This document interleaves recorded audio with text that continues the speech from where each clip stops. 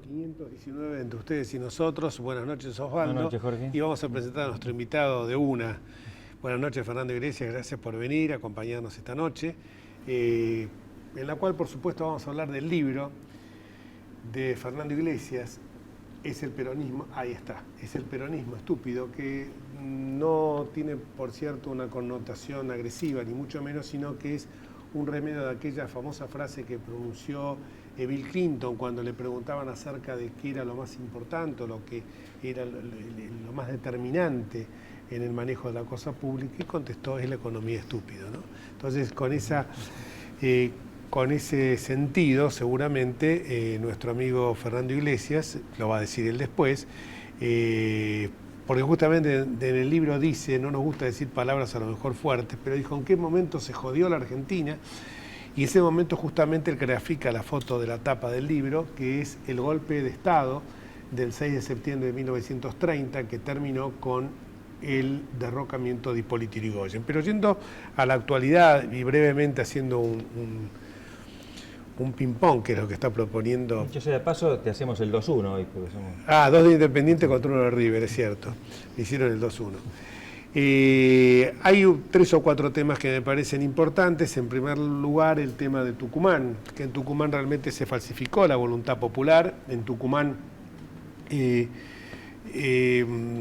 produjeron hechos realmente muy tóxicos para la democracia y para la República, el hecho de que se incendiaran todo lo que ya hemos visto por los medios de comunicación, se quemaran urnas, hubiera actas fraguadas, bueno, todo el menú, la expo, como dijimos en alguna oportunidad, de situaciones que realmente pensábamos desterrar definitivamente y que nos mandaron a la década del 30. Dicho sea de paso, sería bueno que la presidenta leyera un poco más los libros de historia, porque cuando habló del fraude patriótico y dijo 1890, se estaba refiriendo a algo que pasó 40 y pico de años después. El fraude patriótico fue del 30 al 43. Es bueno esto porque en una presidenta de un país que no conozca siquiera la historia contemporánea prácticamente reciente, estamos hablando de un siglo y medio atrás, revela una ignorancia realmente supina de lo que ha pasado en nuestro país. Claro, para ellos la historia comienza a escribirse el 25 de mayo del 2003. Y justamente Chaco y Tucumán fueron 2 postales. Chaco el domingo pasado, pese a que las elecciones aparentemente se desarrollaron en un clima normal, ahí en algunos lados mayoritariamente hay voto electrónico, tengo entendido, o sabemos que es así. Pero igualmente nos mostraron la fase dura de lo que es el peronismo, o quizás, yo no diría la fase dura, el rasgo característico: caudillismo, feudalismo, populismo. Sí, perdóname, se desarrollaron normalmente para la normalidad del Chaco, ¿no? Exactamente. Decir, no hubo denuncias especiales de irregularidades el día de los comicios, pero hay un clientelismo tan arraigado que ya lo tomamos como normal. Cuando nosotros estudiamos en la Facultad Osvaldo, nos preguntaban cuáles eran los elementos de los actos jurídicos, ¿no es cierto? Discernimiento, intención y libertad. Eran los que formaban parte de lo que era la voluntad. Discernimiento, intención y libertad. Yo no creo que haya mucho discernimiento y ni mucha libertad en aquella persona que concurre a votar sabiendo que le están controlando para ver para qué fuerza política va a inclinar sus intenciones, porque sabe que quizás ese mendrugo que le están dando no lo va a recibir. Y entonces ahí yo creo que la voluntad está realmente viciada, y a esto apuntó el fallo de la Cámara Contencioso Administrativa de la provincia de Tucumán, y no a una suerte de remake que quiso hacer la presidenta diciendo que estos jueces pretendían instalar el voto calificado. Creo que esto es grave. Lo de Carlotto también es muy grave, que habla del sueño famoso de Diana Conti y la Cristina Eterna, todo reñido con realmente lo que debería ser ella como defensora de derechos humanos, ¿no? Lo deja, para el que no sepa de qué se trata, Carlotto declaró que Scioli puede ser algo así como un puente constructivo, una transición hacia el retorno de Cristina, que es lo que ella y todos esperan, todos los kirchneristas.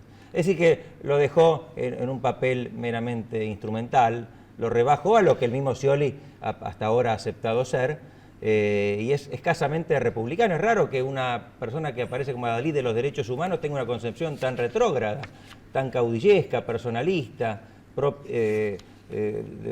propia de regímenes autocráticos, como es la reelección indefinida, el concentrar toda la institucionalidad en una sola persona, pero eso es lo que tenemos.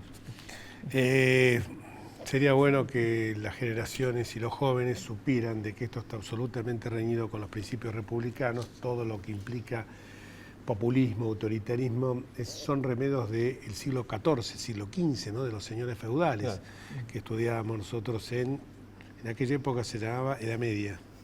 Había en la currícula, estaba la Edad Media, la Edad Moderna y la Edad Contemporánea. Que los que están escuchando que se lo pregunten a los padres, porque no vamos a dar la explicación hoy porque es bastante extensa. ¿Te acordás cómo se dividía, no? Bueno, vamos a hablar con nuestro invitado, con Fernando Iglesias. Y claro, cuando estamos, te tiramos todo en la mesa. Populismo, caudillismo, feudalismo.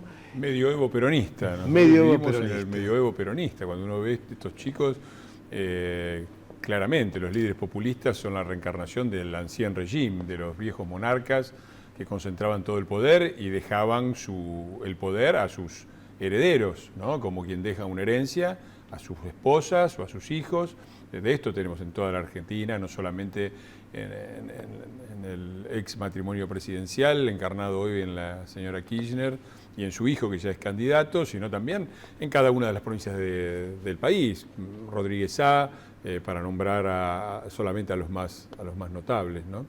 Y me parece que el peronismo tiene mucho de eso. Lo de Carlotto lo que hace es blanquear una situación de cómo sienten ellos el poder. Lo sienten ya como una cosa propia, como algo de lo que se han apropiado, y lo ponen un poco a Scioli, después vamos nosotros, después, ¿no? Como hizo Néstor, ¿no? Primero él, después la esposa.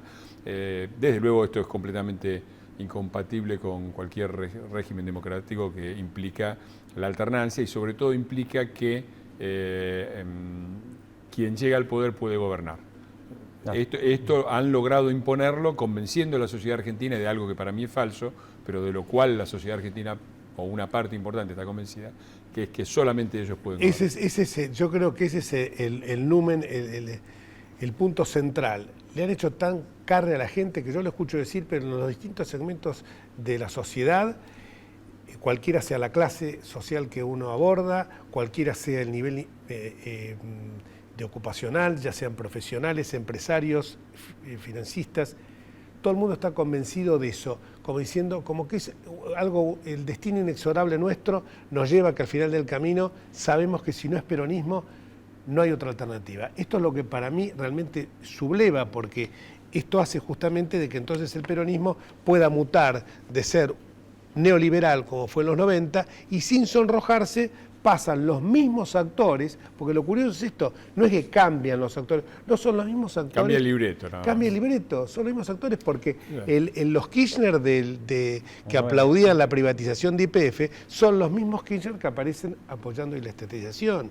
El mismo Scioli, el motonauta que había entronizado a nivel de diputado en ese momento Menem, es el mismo que hoy aplaude. Yo creo que no, hay un nivel de ridículo que ya no se puede soslayar. Cuando los chicos camporistas llaman a votar por Scioli y Aníbal Fernández para que no gane la derecha, es que ya hemos llegado a niveles de ridículo absoluto. Yo en el libro hago el chiste de que después del peronismo de derecha, que nos gobernó en los 90, vino el peronismo de izquierda, ahora le toca el turno al peronismo de centro, que son Massa y Scioli, después le va a tocar al peronismo de arriba, después al de abajo, y después, como va a ser el 2050, va a venir el peronismo de la cuarta dimensión, que es el único que falta, ¿no? Y me parece que en esto ellos han logrado instalar esta idea mediante lo que yo llamo dos destituciones civiles. Una tesis fuerte del libro, que está en la tapa que recién muestran, es que el partido militar y el partido populista nacen juntos, nacen con ese golpe. Ahí se ve al capitán Perón, que ya tenía 34 años. El primero de la izquierda. Sí, organizando la llegada de Uriburu en el coche descapotable a la Casa de Gobierno. y fundando las dos tradiciones políticas que desde entonces, 85 años pasaron, 53 años nos gobernaron, los dictadores del Partido Militar o los autoritarios nacionalistas del Partido Populista, que forman parte de la misma familia política que es el autoritarismo nacionalista, elitista en el caso de Uriburu y de Videla, populista en el caso de Perón, y no solo de Perón, también de Galtieri, de Macera, que tenían las mismas tendencias políticas, ¿no? Entonces, desde entonces han logrado instalar eso y lo han instalado también con dos instituciones civiles, la de 1989 de Alfonsín, la del 2001 de la Rúa, confirmadas por la Presidenta de la Nación. Yo rescato ahí las declaraciones de Cristina de diciembre del 2012 diciendo que hay un manual peronista de saqueos y desestabilización de gobiernos que se aplicó contra los dos.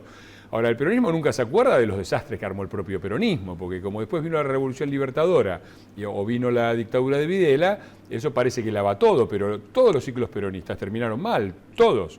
El de Perón en el 55 terminó con una Argentina dividida, con bombas en los actos peronistas que ponían algunos, quema de escuela, quema de iglesias, quema de la Casa del Pueblo Socialista, del Jockey Club, la economía pan negro, huelgas obreras, militarización de la huelga ferroviaria, sí, terminó en un desastre. El peronismo de los 70, ni hablar, terminó a los bombazos entre los montoneros y la AAA. Después vino el golpe de Videla, que fue peor, pero el país, el Rodrigazo, la primera vez que la Argentina salta de un año a otro con un 50% más de pobreza fue el Rodrigazo.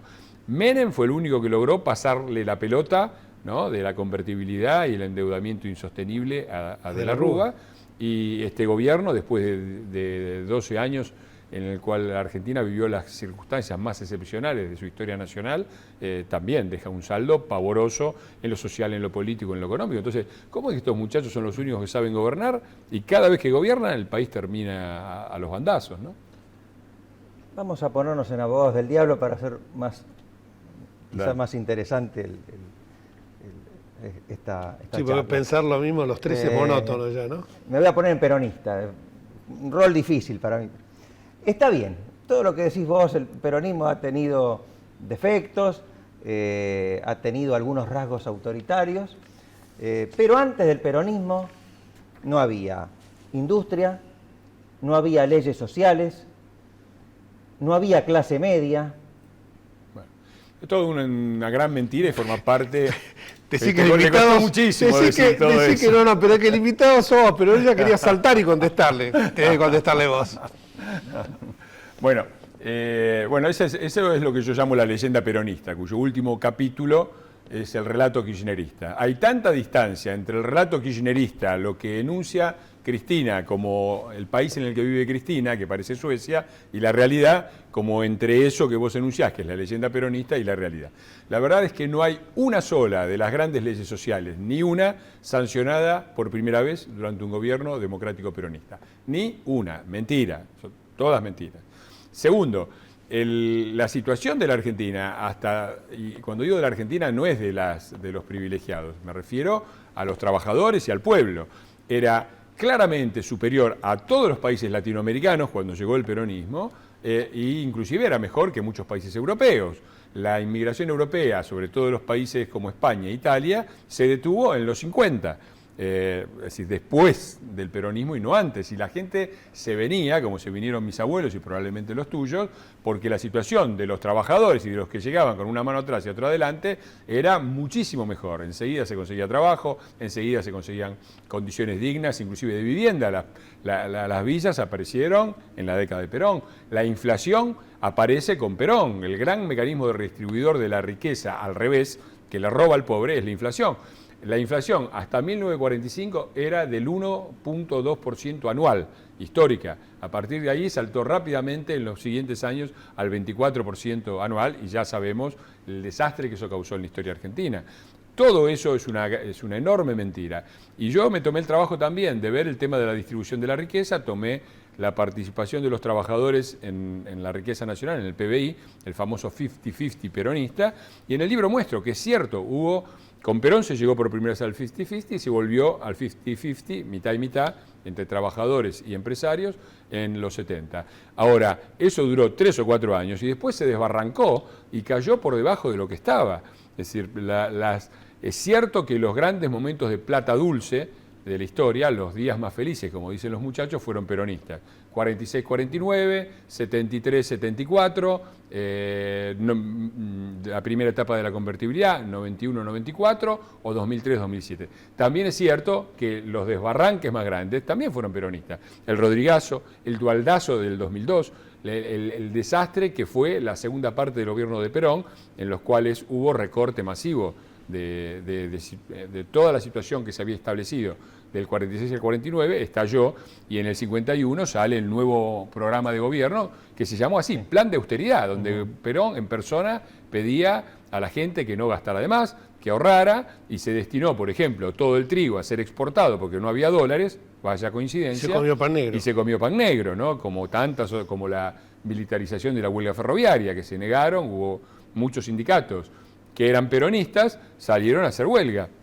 Y está el episodio histórico que yo cuento de Evita haciendo de rompehuelgas y yendo estación por estación a identificar a quienes hacían. Lo militarizaron, de manera que el trabajador ferroviario que no iba a trabajar podía ser juzgado por una corte marcial militar, ¿no? En pleno peronismo. El fenómeno de todo esto es cómo hace carne en el imaginario popular la idea de que justamente lo que vos decís, los días felices fueron peronistas, la gente dice la inevitabilidad de que solo un gobierno peronista nos puede salvar.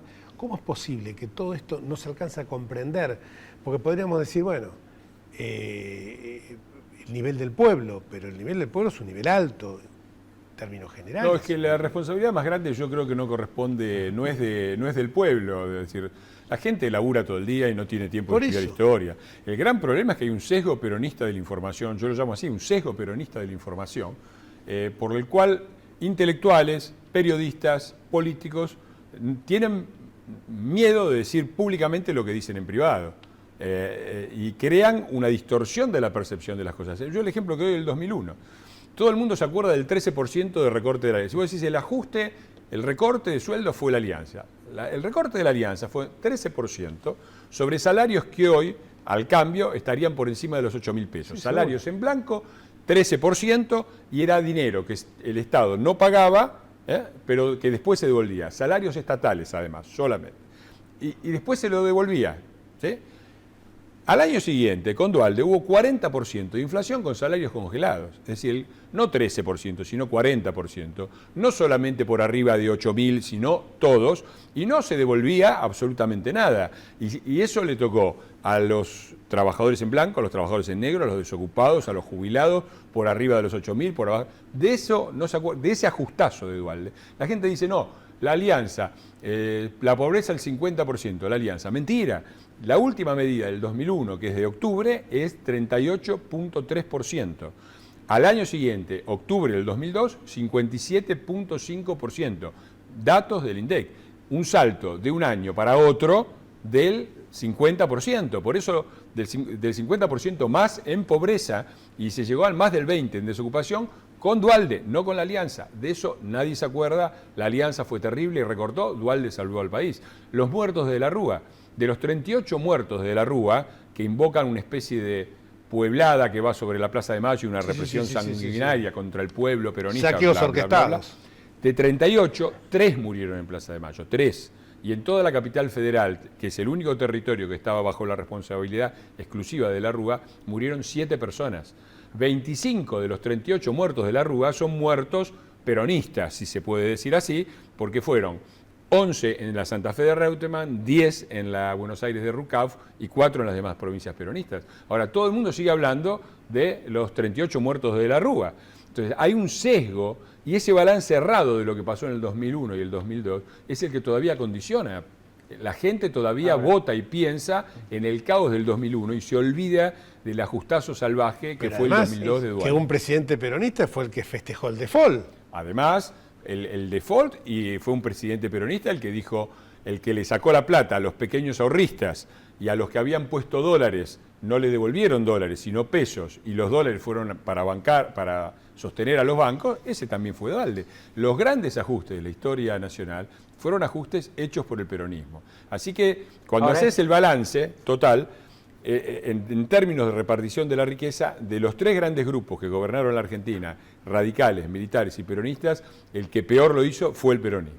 Ahora, ese sesgo que decís vos, que no corresponde solo a los peronistas, sino a dirigentes en general, sobre todo a los no peronistas, a los que no son peronistas, se debe probablemente al temor a ese epíteto terrible, ese San Benito que todos están aterrados de que le coloquen, gorila. Bueno, gorila es una de las muestra en qué aspecto los peronistas son geniales, que es en el aspecto discursivo. Realmente han armado un relato, a Paul en su momento, pero ahora también, y los muchachos ahora, qué sé yo, un artefacto que les salió extraordinario fue el tema del Bicentenario, esa explotación de un acto público, nacional, en términos partidarios, abarcativo.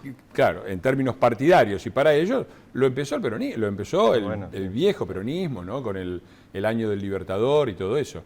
Y el término gorila expresa también eso, es una forma de mezclar 2 cosas que son diferentes. El que critica el peronismo y el que quiere que los chicos pobres se mueran de hambre y que haya golpismo. Yo creo que si algún mérito tiene el libro es mostrar una perspectiva crítica del peronismo de alguien que no quiere que los chicos pobres se mueran de hambre ni nunca tuvo nada que ver con ningún golpe, como sí tuvo que ver el capitán Perón, que ahí está retratado. Sí, eso es lo que muchas veces nos tratan a todos igual, ¿no? Sí, que te ponen la misma bolsa y vos decís, yo no ocupé ningún cargo durante un gobierno militar, interpuse habeas corpus de desaparecidos, pero son los que después escuchan este programa y van a decir que somos 3 gorilas. Y la verdad que yo tengo credenciales, y no quiero ser autorreferencial, pero me subleva, porque cuando te escucho hablar a vos así, yo pienso también que ahora te sacan el epíteto de gorila, el epíteto de oligarca, y sé que vos no tenés nada que ver con eso. Es el y hago también la salvedad de la gente peronista, de los amigos que uno tiene, que muchísima gente peronista, que no voy a decir que están equivocados, los aprecio y los quiero muchísimo, pero la verdad que no puedo compartir esa ideología porque está prácticamente entrelazada con el autoritarismo y con el... Es que el gran truco del Partido Populista fue ese, hacernos creer que los que estaban del otro lado estábamos con el Partido Militar. Con el Partido Militar estuvieron ellos desde el principio, como muestra la tapa. Muchísimas gracias, porque la verdad que me hiciste entusiasmar a mí, Fernando. Gracias, Fernando. Vamos a una pausa.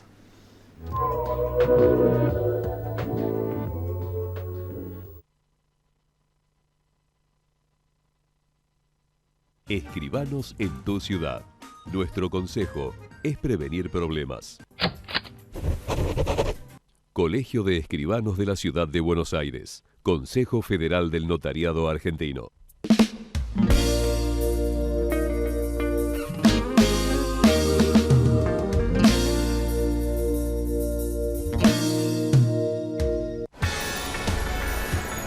¿Sabías que podés hacerte controles de salud gratuitos en los hospitales públicos de la ciudad y en cualquiera de los centros de salud y acción comunitaria que están en los barrios? En la ciudad, la salud es prioridad. Por eso es pública, gratuita y de calidad. Buenos Aires Ciudad. En todo estás vos. Vivimos en un mundo que necesita minerales. Pero sabemos que, antes que nada, necesitamos un mundo donde vivir. Cámara Argentina de Empresarios Mineros. Por una minería limpia, segura y sustentable. Andar, obra social de viajantes vendedores de la República Argentina. La mejor cobertura familiar al mejor precio. Planes de salud para particulares, trabajadores en relación de dependencia y monotributistas. 0810-345-0184. Andar, www.andar.org.ar. Sin abogados no hay justicia. Si tiene alguna duda, consúltelos. Es un mensaje del Colegio Público de Abogados de la Capital Federal.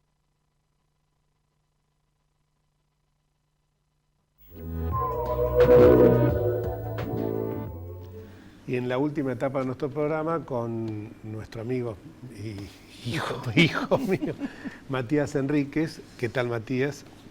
Esta mezcla que hacemos, un poco la simbiosis que hacemos de la política y el fútbol. Queremos decir que nuestra productora, que está detrás de cámara, Pilar, nos dice que había una cantidad impresionante de llamados. Evidentemente el tema era polémico y daba para un programa entero, pero queremos hablar algunas cosas que se relacionan también con estos temas. Un ping-pong, Matías. Primera pregunta que se me ocurre por algo que leí por ahí. ¿Hay una opción, aparte de Tinelli, segura, Bueno, justo ahora que venimos hablando un poco de esto de los últimos programas, ahora en los últimos días surgió la opción de Armando Pérez. Armando Pérez es el Chiqui. No, es el Chiqui Tapia. No meta la pata. Este es el presidente actual de Belgrano de Córdoba, que dijo, sí, dice, la AFA se está manejando hoy, como hablamos de una AFA federal y estamos hablando, y la verdad es que hoy en los hechos se da de una AFA que predomina el centralismo, predomina Marcelo Tinelli, predomina Luis Segura. Dice, si realmente quieren que los clubes del interior tengan una posibilidad, tengan voz en Viamonte 1300, bueno, vótenme a mí, está buscando los avales, tiene que lograr 7 avales, seguramente los logre porque representa una alternativa, demostró capacidad de gestión en Belgrano de Córdoba. Bien administrado Belgrano. Sí, desgraciadamente, bueno, nos mandó la B, para nosotros, los hinchas de River. Pero bueno, en la AFA esto que decíamos hoy se respiran aguas más tranquilas. Antes había un poco este conflicto que generó el Pacto de Viamonte, que sí que no. Hoy, por lo menos maquillado, está que hay un periodo de paz, de trabajo. Y Marcelo Tinelli y Luis Segura están abocando sus tareas a ver cómo subsanan el tema económico, que hoy es el tema esencial de los clubes y que quieren atender, de la AFA misma. Y también, bueno, el tema del público visitante, que fue un dato que por lo menos extraño que se dio en esta última fecha. Luis Segura dio un giro completamente de 360 grados de su discurso.